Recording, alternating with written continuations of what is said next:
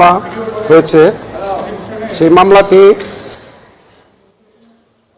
অনুসন্ধান এবং তদন্ত করে তদন্তকারী কর্মকর্তা যে চার্জশিট দাখিল করেছেন আদালতে, চার্জশিট দাখিল করার পর আদালত আমলে নিয়ে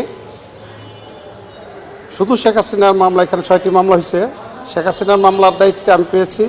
সেই শেখ হাসিনার মামলা আছে বিশেষ মামলা নম্বর 25/2025, বিশেষ কোড 5 নম্বর বিশেষ আদালতে এই মামলাটা ট্রায়াল শেষ করেছি আমরা সম্পূর্ণ।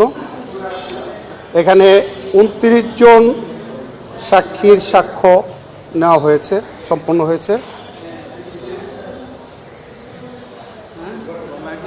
এর মধ্যে এই মূল সাক্ষী হচ্ছে 23 জন, আলামতের সাক্ষী হচ্ছে 6 জন।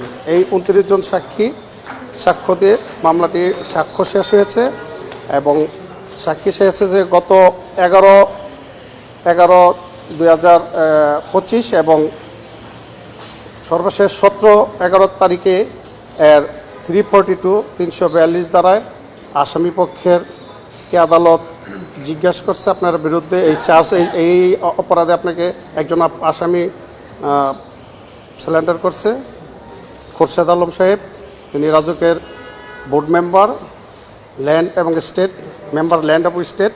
তিনি স্যালেন্ডার করায়, একজন আসামি স্যালেন্ডার করা, এটা 342 হয়েছে। যদি স্যালেন্ডার না করতেন তাহলে আমরা আর্গুমেন্টে চলে গিয়ে এটা রায় হয়ে যেত এর মধ্যে। তো এই মামলাটি গত 17 তারিখ এটা 342 আসামিকে জিজ্ঞাসা করছে আদালত যে আপনার বিরুদ্ধে এই দ্বারা আপনার বিরুদ্ধে চার্জ গঠন করা হয়েছে, আপনার কোনো বক্তব্য আছে কি না, আপনার কোনো রাজসাক্ষী আছে কি না।